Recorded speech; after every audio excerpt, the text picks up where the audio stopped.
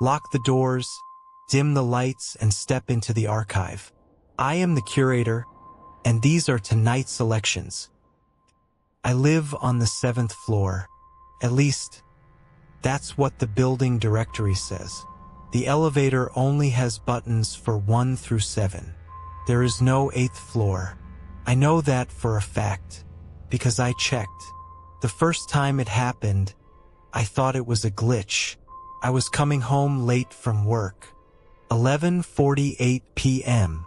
The lobby was empty. The security guard was asleep in his chair. I pressed the elevator button. The doors opened immediately. No one inside. I stepped in and pressed 7. The doors closed. The elevator started moving. Past 2, 3, and then kept going.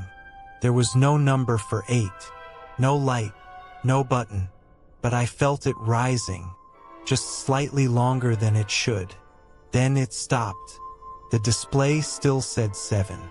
The doors opened, and the hallway wasn't mine. The carpet was darker.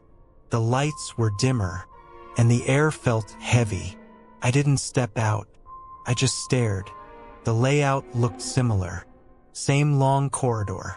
Same number of doors. But the paint was peeling. And at the far end of the hallway, one of the doors was slightly open. Just a crack. Like someone was watching from inside.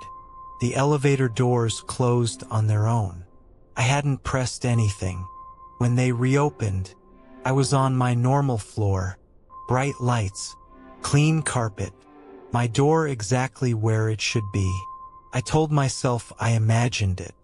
Maybe I zoned out. Maybe the doors malfunctioned. Old buildings do that. But it happened again 2 nights later. Same time. 11:48 p.m. I pressed 7. Past 6. Kept moving. Stopped. The doors opened. The same darker hallway. This time I noticed something new. The door at the end wasn't just cracked. It was wider. And the apartment number on it was my number. My exact unit. Same digits. Same placement. But that's impossible. There is no 8th floor. And I live at the end of the hall on 7. My apartment number cannot exist up there. The elevator doors stayed open longer this time. Almost like they were waiting, inviting me. I took 1 step forward. Just enough for my foot to touch the carpet outside. It felt damp, softer than normal, like it had absorbed something over time. That's when I heard it. From inside the open apartment, a television. Low volume, muffled, and underneath it, footsteps, slow, heavy, walking toward the door. I stepped back into the elevator immediately. The doors shut. I didn't press any button, but the elevator descended. When it opened again, I was back on my real floor. Everything normal, silent, clean, safe. I didn't sleep that night. The next morning, I checked the directory again. 1 through 7. No missing numbers. No hidden floors. I even asked the security guard, "Is there an 8th floor?" He laughed. "No." "Why?" I didn't answer. Because tonight is Friday. And it's 11:46 p.m. right now. I'm standing in the lobby, waiting for the elevator. And for the first time, when I pressed the button, the display already said 8. The elevator doors opened slowly. The display still said 8. There is number 8. There has never been an 8. But the doors opened anyway. The darker hallway was waiting. This time, the lights flickered faintly above me. Not broken, just tired, like they'd been on too long. The carpet looked older than before, stained in places, worn down in a path that led straight to the apartment at the end. My apartment number, same digits, same metal plate, but slightly rusted. I stepped out fully this time. The elevator doors didn't close. They stayed open behind me, like a warning or an exit. The air smelled different up here. Dust, old fabric, something faintly metallic. The television was still on inside the apartment. Muffled voices, a laugh track, soft, distant, like it was playing from another room.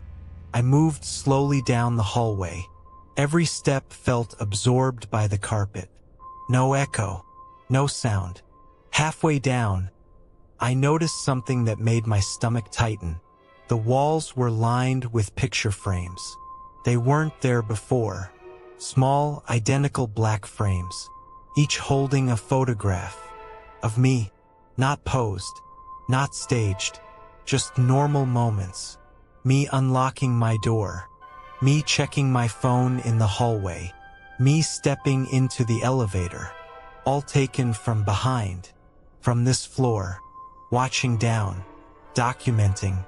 The dates written in the corner of the photos were tomorrow's date, every single one. I stopped walking. The TV volume inside the apartment lowered. Click, silence. Then, a floorboard creaked from inside. Someone shifting weight, standing up. I should have run.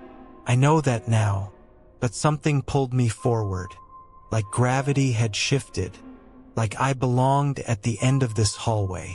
The apartment door was open wider now, not enough to see inside, just enough to show darkness. The number plate on the door wasn't just rusted, it was scratched, as if someone had tried to remove it or replace it. And then I noticed the final detail. Under the number, carved into the wood, deep, repeated over and over. Occupied, occupied, occupied. The elevator behind me chimed. The doors were closing. I turned quickly. Wait! The doors shut. The display above it changed. From 8 to 7. And the sound of it descending echoed faintly down the hallway, leaving me alone, on a floor that does not exist. The apartment door at the end creaked open fully. The TV turned back on, and I heard it, my own voice, from inside, calm, casual, like I was already home. Hey, you're late. My voice echoed from inside the apartment, calm, relaxed, familiar. Hey, you're late. I couldn't move. The doorway was completely open now. Dark inside, but not empty. The television flickered against the walls, casting soft blue light. I stepped closer, slowly, carefully. The layout inside was identical to mine. Same couch, same coffee table, same lamp in the corner. Even the small crack in the wall near the kitchen. Everything, except older, worn, like it had been lived in longer. The couch fabric was slightly torn. The coffee table had water rings I didn't recognize. And on the wall, hanging crooked, was a mirror. I don't own a mirror in my living room. But this one reflected the hallway behind me. Empty. No elevator, no escape. I swallowed and stepped inside. The door closed behind me gently, not slammed, just decided. The television volume lowered, and there I was, sitting on the couch, wearing the same clothes I had on, same jacket, same shoes, even the same small tear near my sleeve. He looked tired. Dark circles under his eyes, like he hadn't slept in days. He didn't look surprised to see me. He looked relieved. You finally made it, he said. I couldn't answer, because his voice wasn't echoing. It wasn't distorted. It was exactly mine. Perfect. He muted the TV. The room went quiet. I was starting to think you wouldn't press 7 tonight, he continued. I've been waiting. For what? I finally managed to whisper. He smiled slightly, and that's when I noticed something wrong. His movements were just slightly delayed, like a video buffering. Not enough to be obvious, but enough to feel unnatural. Replacement takes time, he said calmly. The building doesn't allow duplicates on the same floor. My chest tightened. What are you talking about? He leaned forward. Elimination, transfer, adjustment. He stood up, and when he did, the lights flickered. For a split second, I saw something else.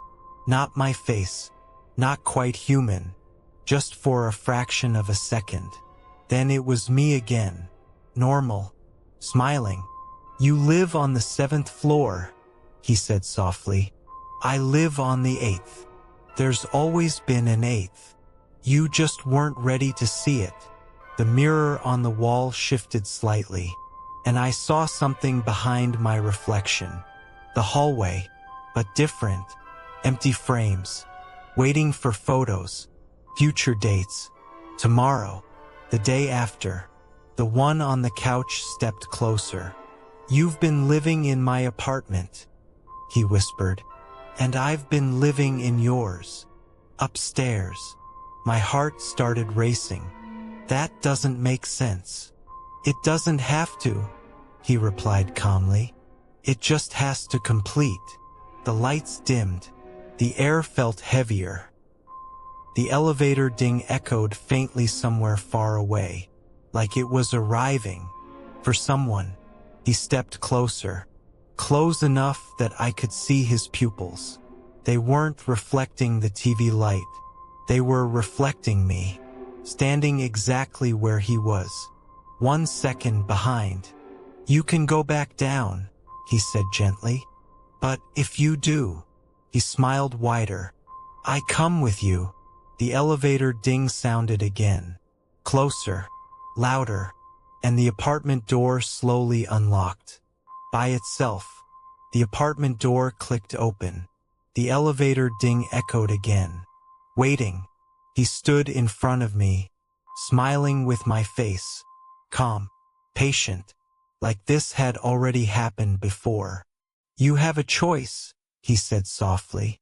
You can go back down to 7 and pretend none of this exists, or you can stay and finally understand why this floor was built. I shook my head. There is no 8th floor. He tilted his head slightly. There isn't. Not for long. The lights flickered again. For a split second, I saw the walls without paint, the carpet soaked and dark, the picture frames empty, waiting. You felt it, haven't you? He continued. The delay in the elevator, the extra second before the doors close, the way your reflection sometimes moves just slightly off. I just never let myself think about it. He stepped closer, and I stepped back, but the room felt smaller now, compressed, like the walls were moving inward. Every tenant gets an 8th floor, he said quietly. They just don't all step out. The elevator ding sounded one last time. Impatient, I looked toward the hallway. The elevator doors were open again. But inside, there were no buttons, no numbers, just a blank metal wall. Waiting. For what? I whispered. For completion, he replied. You were always the temporary one. The television suddenly turned on by itself. Security footage filled the screen. Black and white. The lobby. The elevator. Me, standing there, pressing 7. Over and over. On different nights. Different clothes. Different weeks. Hundreds of times. And every single time, the display flickered to 8. Even when I didn't notice. Even when I didn't step out. He walked past me calmly toward the elevator. You hesitated tonight, he said. That's new. He stepped inside. The blank metal interior reflected him. Perfectly aligned. No delay. No glitch. Only one version gets to stay on 7, he continued, and the other learns. Up here, the lights went out completely.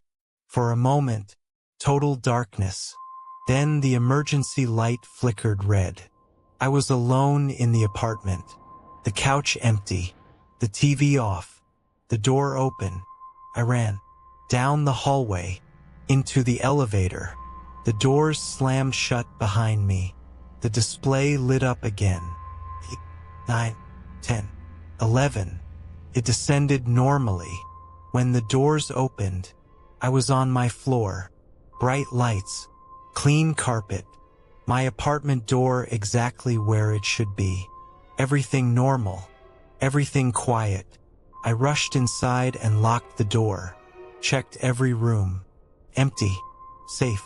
I laughed nervously. It was stress, exhaustion, imagination. There is no 8th floor. I went to the bathroom to splash water on my face. And when I looked into the mirror, my reflection was already staring back at me, smiling. 1 second too early. Behind me, my couch creaked, slowly, like someone sitting down. And from the ceiling above, the elevator dinged.